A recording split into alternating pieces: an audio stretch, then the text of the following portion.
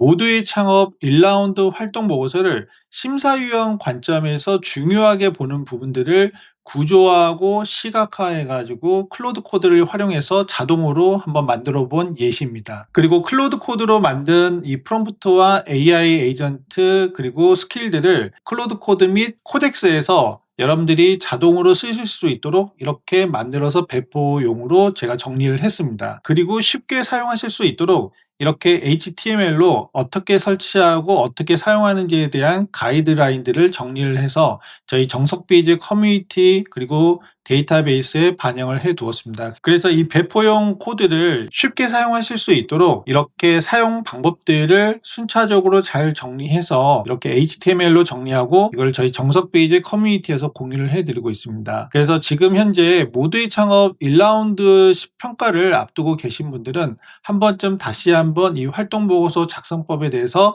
점검을 해 보시고 이 영상 끝까지 보시고 이 사용법들을 모두 다 무료로 다운받으시기를 바랍니다. 이번 주간 기간별 1라운드 예상 경쟁률은 대략 8대 1로 저희가 보고 있습니다. 자, 그렇다면 여기에서 1라운드에 각 주간 기간별로 참여하시는 분들이 50명일 경우에 이 8대 1의 경쟁률을 대입을 해보면 대략 6명에서 7명이 선정이 되는데요. 다만 이제 여기서 저희가 현실적인 경쟁률을 한번 살펴볼 필요가 있습니다. 일단 각 주간 기간별로 평균적으로 10%에서 20% 정도가 중도에 탈락하시는 분들이 꽤 있으신데요. 대략 10% 에버리지 반영을 해서 5명이 중도 탈락한다면 50명에서 5명을 뺀 45명, 그리고 이 45명에서 실질적으로 사업 계획서와 그리고 비즈니스 모델에 대한 완성도가 높은 팀은 대략 30%, 즉 12명에서 13명 정도가 현실적으로 굉장히 피 터지는 경쟁을 하게 될 상황입니다. 그래서 12명에서 13명의 이 캔디데이트에서 6명에서 7명이 선정이 되기 때문에 실질적으로 경쟁률은 2대 1이라고도 볼 수 있는데요. 자, 여기서 가장 큰 문제는 12명에서 13명의 이 캔디데이트의 수준들이 생각보다 굉장히 높다는 데 그 문제점이 있습니다. 즉 사업계획서 수준이 매우 높다라는 거죠. 거의 상향 평준화가 되어 있는데요. 자, 그렇다면 사업계획서 수준이 높을 경우에 과연 심사위원들이 봤을 때 그 우열은 어디서 갈릴 것이냐가 이제 여기에서 우리가 보셔야 될 집중적인 포인트인데요. 저는 크게 세 가지로 일단 제안드릴 수 있을 것 같습니다. 첫 번째는 아이템의 매력도입니다. 그리고 두 번째는 고객 개발에 대한 수준이고, 그리고 세 번째가 사업 계획서 이외에 한 번 더 볼 수 있는 활동 보고서의 수준이라고 저는 말씀드릴 수 있을 것 같습니다. 자, 여기서 우리가 아웃 오브 컨트롤, 즉 우리가 컨트롤할 수 있는 범위가 아닌 부분은 아이템의 매력도입니다. 즉 아이템의 매력도는 이거는 심사위원마다 호불호가 갈리는 부분들이기 때문에 어떤 심사위원들은 여러분들에 대한 아이템을 매력적으로 볼 수도 있고요. 어떤 심사위원들은 여러분들에 대한 아이템의 매력도를 낮게 볼 수도 있습니다. 예를 들면 최근 AI가 매우 화두기 때문에 AI가 반드시 인베디드된 아이템들을 좋아할 수밖에 없는 거고요. 그렇기 때문에 사실은 아이템의 매력도를 여러분들이 지금 어떻게 바꿀 수 있는 수준은 아닙니다. 다만 여러분들이 컨트롤할 수 있는 범위는 고객 개발에 대한 수준을 어느 정도로 여러분들이 그동안 해 왔는지를 잘 어필하는 부분과, 그리고 가장 또 여러분들이 변수로 보셔야 될 부분들은 활동 보고서를 통해서 현재 1라운드 모두의 창업 그 사업 기간 동안 어느 정도의 발전을 했는지를 심사위원들에게 잘 어필하는 게 매우 중요한 부분입니다. 그래서 이 사업 계획서 외에 이 활동 보고서를 어떻게 하면 심사위원들 관점에서 수준 높은 단계로 여러분들이 끌어올릴 수 있는지에 대해서 오늘 설명을 자세하게 해 드릴 수 있도록 하겠습니다. 어차피 여러분들이 클로드 코드나 또는 코덱스를 활용해서 만드는 것들은 일상적으로 하고 있는데, 이거를 심사위원 관점에서 어떻게 만드는지가 중요하기 때문에 이 부분들 여러분들이 이 영상을 통해서 잘 캐치하시면 될 것 같습니다.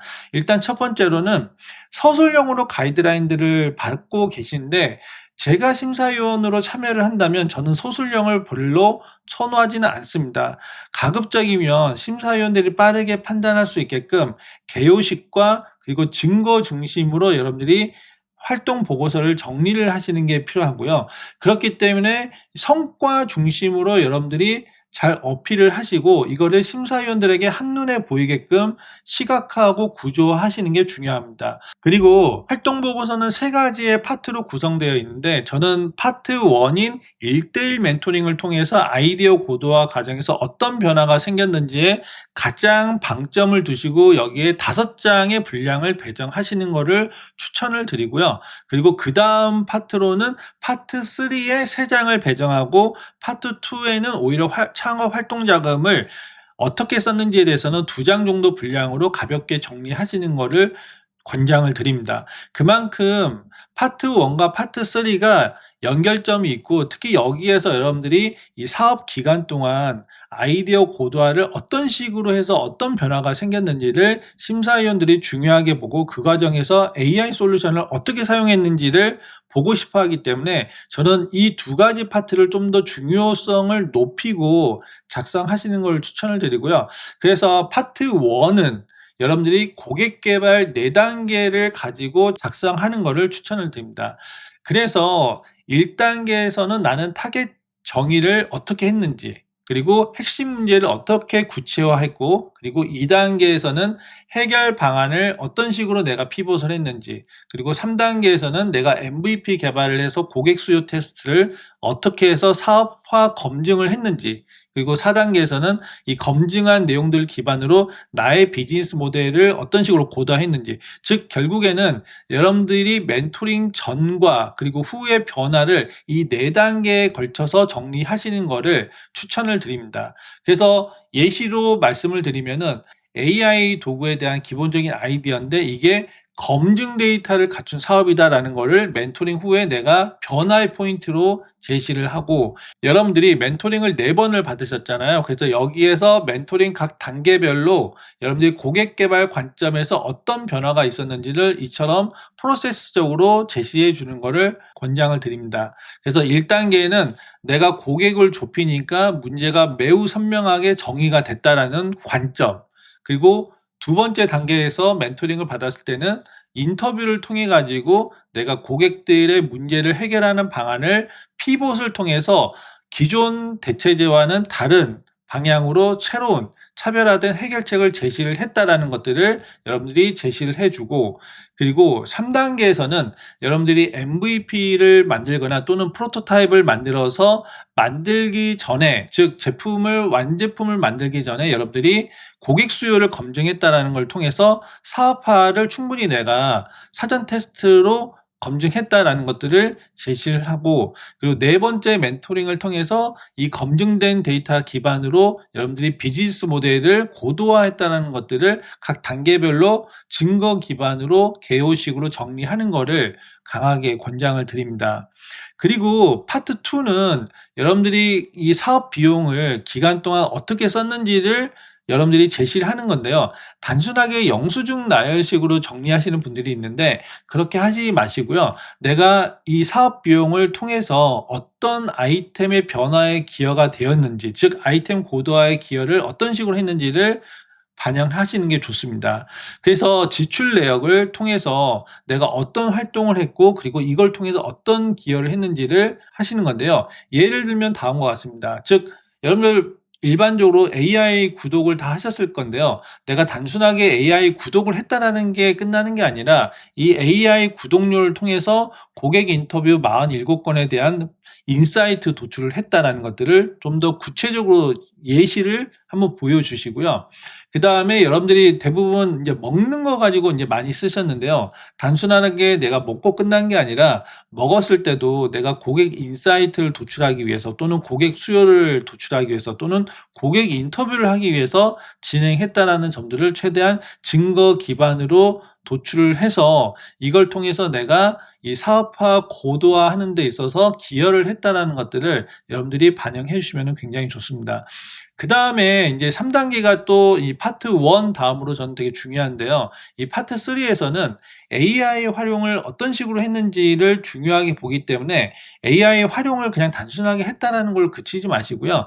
여러분들이 파트 1에서 고객 개발을 4단계로 정의해서 진행했다라고 한다면은 각 고객 개발의 단계별로 사용한 AI가 무엇이고 그리고 AI를 어떤 프롬프트를 활용해서 했는지 그리고 여기에 대한 결과물은 무엇인지를 하나하나씩 여러분들이 제시해 주는 게 좋습니다.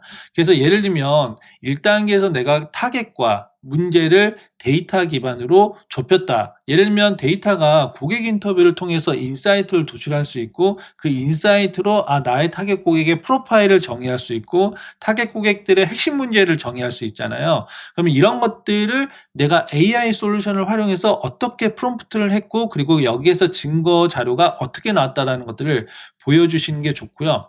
그다음에 MVP 제작 같은 거 하셨잖아요. 그러면 MVP 제작을 하기 위해서 내가 랜딩 페이지를 어떤 식으로 만들었는지 그리고 랜딩 페이지를 만들었을 때 내가 어떠한 유니크 셀링 프로포지션 즉 고객들에게 나의 가치 제안을 명확하게 전달하기 위해서 어떤 프롬프트로 AI를 돌려 가지고 이걸 추출을 해냈는지 예를 들면 이런 것들을 여러분들이 반영해 주시면 좋고요. 그다음에 여러분들이 고객들의 수요를 파악하는 과정에서 쏨 시장을 어떻게 계산했고 또 그다음에 프라이싱 전략들을 어떻게 시뮬레이션을 했는지 또 그리고 이걸 통해서 우리가 고객 수요를 기반으로 했을 때 어느 정도의 연매출이 나오는지를 여러분들이 정리를 해서 증거 데이터 기반으로 제시를 하면 굉장히 좋을 것 같습니다.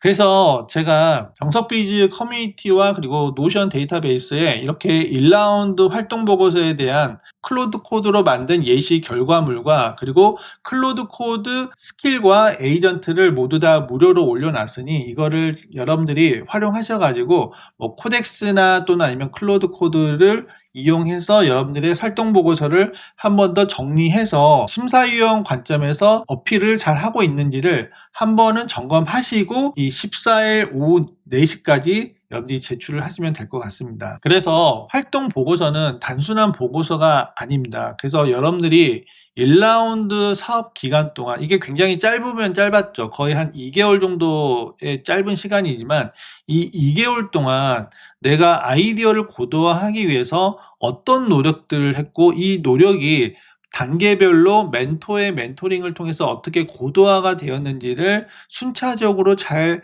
전달하시는 게 굉장히 중요하고요. 전달하실 때도 저는 항상 중요하게 보는 포인트는 고객 관점에서 내가 증거들을 어떻게 도출을 해 가지고 이거를 내 사업 모델의 검증, 고도화에 기여를 했는지를 논리정연하게 제시를 하는 것들이 매우 중요하다고 봅니다.